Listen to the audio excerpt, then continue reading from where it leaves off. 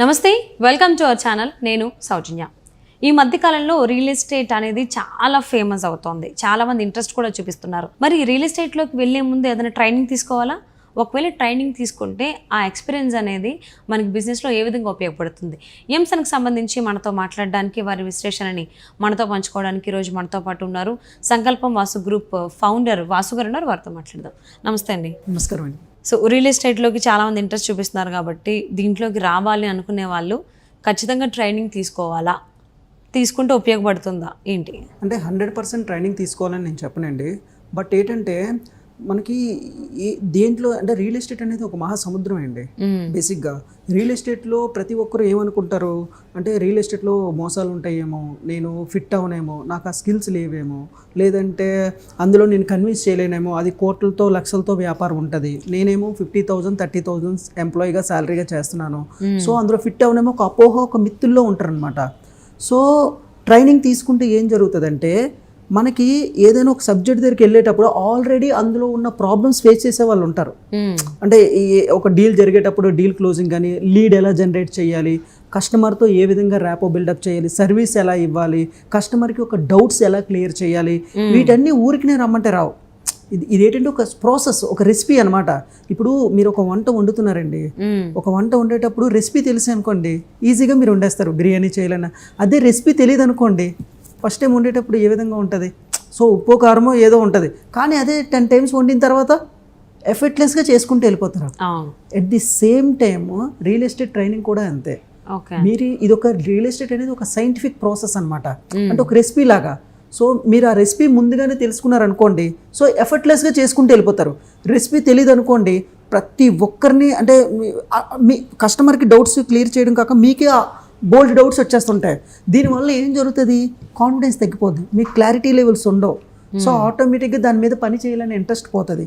So real ఎస్టేట్లో ఎవరైనా స్థిరపడాలి, లేదంటే ముందుకెళ్ళాలి, నేను ఆ ఫీల్డ్లో ఒక ఉన్నతమైన స్థానానికి వెళ్ళాలంటే నేను ముఖ్యంగా ఒకటి చెప్తానండి. ఫస్ట్ అయితే నాలెడ్జ్ పెంచుకోవాలి రియల్ ఎస్టేట్ మీద సెల్ఫ్గా. సెకండ్ అయితే మీరు రియల్ ఎస్టేట్ క్లాసులు కూడా అటెండ్ అవ్వచ్చు. థర్డ్ ఏంటంటే రియల్ ఎస్టేట్లో ఆల్రెడీ సక్సెస్ అయిన వాళ్ళు మీకు ఒక మెంటర్ ఉంటే మంచిది. ఇప్పుడు మెంటర్ ఉన్న అర్జునుడికి ద్రోణాచార్యుడు ఎలా ఒక మెంటర్ ఉన్నాడు కాబట్టే అర్జునుడు అంత బాగా చేశాడు, అవునా?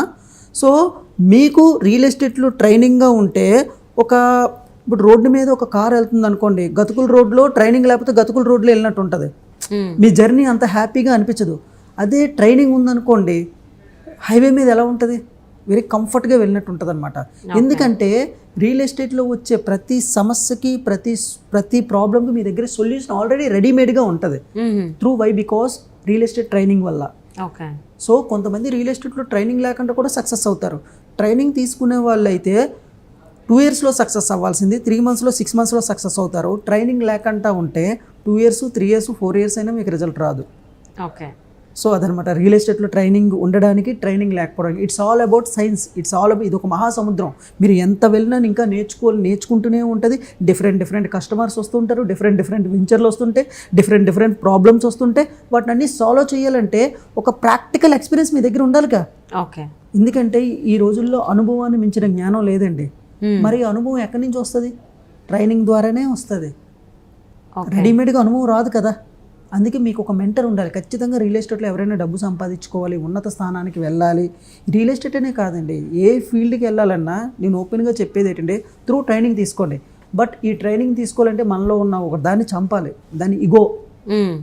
అంటే నాకు అన్నీ తెలుసు కదా అంటే వేరే ఫీల్డ్లో తెలిసి ఉండొచ్చు. ఇప్పుడు ఫర్ ఎగ్జాంపుల్ ఒక డైరెక్టర్కి డైరెక్షన్లో ఉన్నతమైన స్థానం అంటే అందులో నాలెడ్జ్ ఉంటుంది. ఒక ఐఏఎస్ IPS చదివిన వాళ్ళకి అందులో నాలెడ్జ్ ఉంటుంది.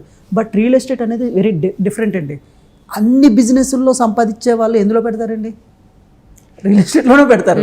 సో ఇక్కడ నువ్వు చిన్నవాడి నుంచి IAS IPS MLAలకి అందరికీ నువ్వు సర్వీస్ చేస్తావు.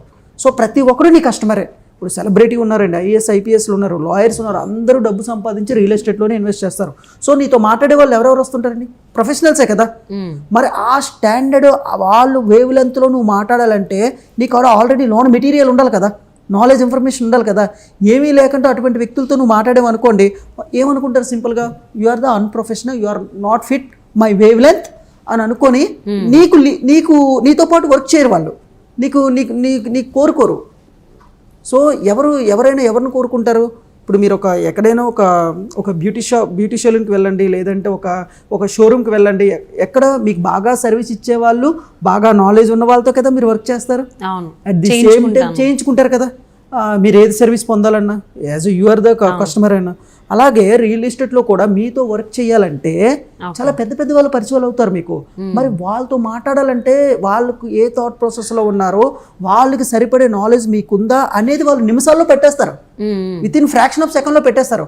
ఒకవేళ మీకు ఆ స్టాండర్డ్ ఆఫ్ నాలెడ్జ్ లేదు అని తెలిస్తే వాళ్ళు ఏం చేస్తారంటే సింపుల్గా ఒకటేనండి, ఇతను నాతో స్టాండర్డ్ నాలెడ్జ్ లేదు కాబట్టి మీ ఫోన్ ఎత్తడం మానేస్తారు. లేదు నాకు అవ్వదు, బిజీగా ఉన్నానని పెడతారు. అదే మీకు నాలెడ్జ్ ఉంది, ఇన్ఫర్మేషన్ మీరు కరెక్ట్గా ఎక్స్పర్ట్ అని తెలిసింది అనుకోండి, వాళ్ళే మీకు కాల్ చేసి మీతో సర్వీస్ తీసుకొని పైగా వాళ్ళ యొక్క టీంలో ఎవరైతే వాళ్ళ సర్కిల్ ఇన్నర్ సర్కిల్లో రిఫరెన్స్లు అన్నీ ఇస్తారనమాట. So real estate is the referral business అనమాట. ఒక్క సాలిడ్ కస్టమర్స్ ఒక 5 మెంబర్స్ మీకు తగిలారంటే ఒక్కొక్క కస్టమర్ దగ్గర ఒక 10 to 20 100 రిఫరెన్స్లు కూడా వస్తాయి. బట్ మీకు ఎందుకు రిఫరెన్స్ ఇవ్వాలి? మీరు వాళ్ళ యొక్క ప్రాబ్లమ్ని సాల్వ్ చేసి వాళ్ళకి మంచి సర్వీస్ ఇస్తేనే కదా మీకు రిఫరెన్స్ ఇస్తారు. అలా మంచి సర్వీస్ ఇవ్వాలంటే ఆల్రెడీ మీ దగ్గర నాలెడ్జ్ ఉండాలి. నాలెడ్జ్ ఉండాలంటే త్రూ ట్రైనింగ్ ద్వారా సాధ్యం. ట్రైనింగ్ లేకుండా కూడా సెల్ఫ్గా నేర్చుకోవచ్చు. బట్ ఒకటి చెప్పాను కదా, రోడ్డు మీద హైవేలో వెళ్తున్న గతుకుల రోడ్డుకినా ఒక ప్లేన్ రోడ్లో వెళ్ళడానికి జర్నీకి చాలా డిఫరెంట్ ఉంటుంది.